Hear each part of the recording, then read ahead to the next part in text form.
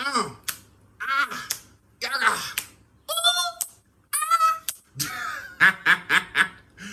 خلاص بقى خلاص.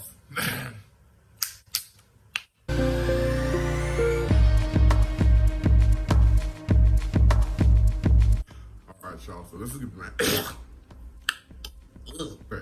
That was coughing fit. But I'm good. We're good.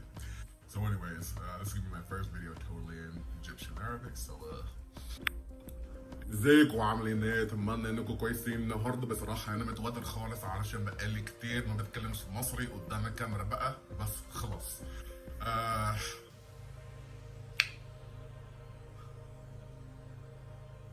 اولا هتكلم شويه عن نفسي، وبعد كده هتكلم في سبب خلاني اتعلم العربي والمصري بعد كده.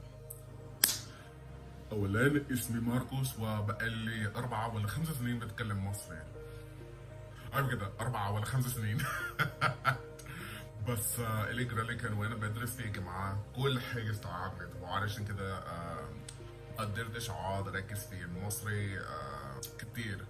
بس كنت بقعد اكتب لاصحابي بيه، واحنا بنتكلم مع بعض على الواتس وكده.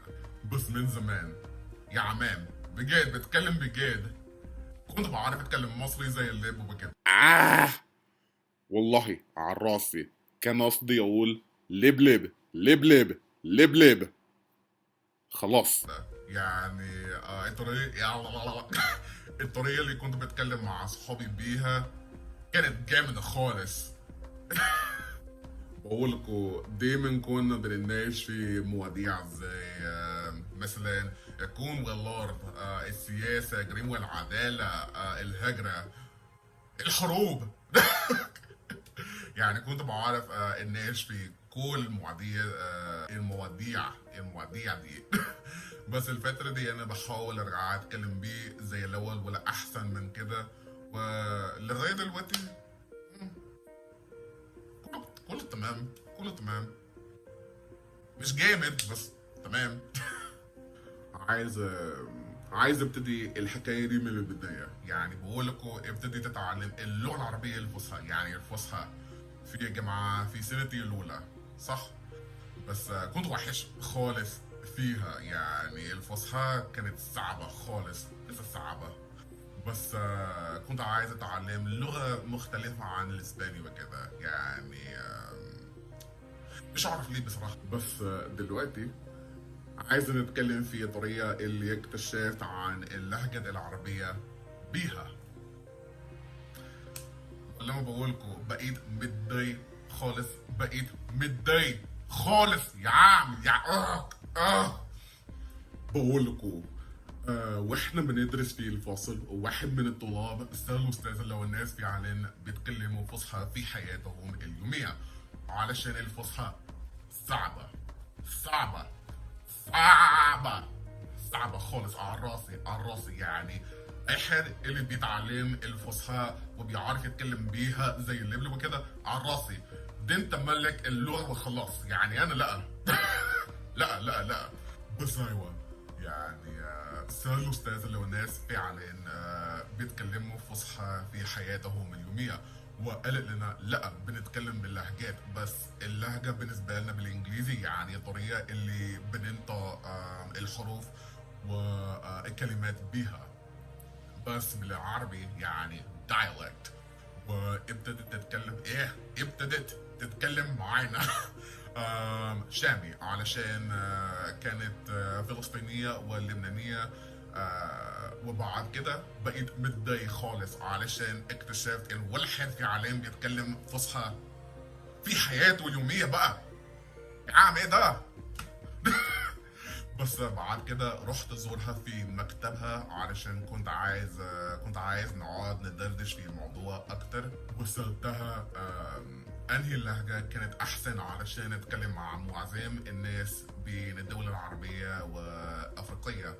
وقالت لي لو كنت عايز اتعلم واحدة من اللهجات العربية المفروض اتعلم المصري، علشان كل الافلام والمسلسلات اللي بتيجي من مصر حتى المغنيين بره مصر بيغنوا بيه.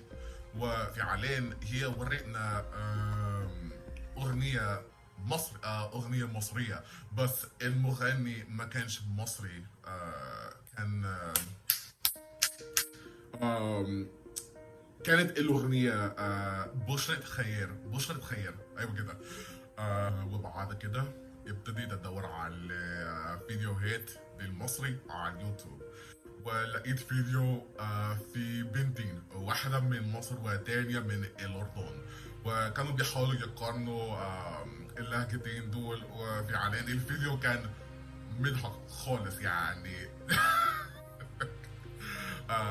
ضحكت كتير قوي، بس كانوا بيقارنوا الكلمات والنطق وكده يعني. عايزة، بدي بطانية حرام، جدو مدرسة، نوعية الحاجات دي. وبعد كده ابتديت احب اللهجة المصرية. يعني المصري زي العسل على وداني والله، يعني على راسي، بحب المصري. وبعد كده ابتديت اتعلمه. خلاص هسجل فيديو تاني بعدين عن الطريقة اللي اتعلمت المصري بيها، والمشاكل اللي كان عندي وانا بتعلمه ونوعية الحاجات دي. But that is definitely going to be it for this video, because I'm trying to cut down on how much I record at a time.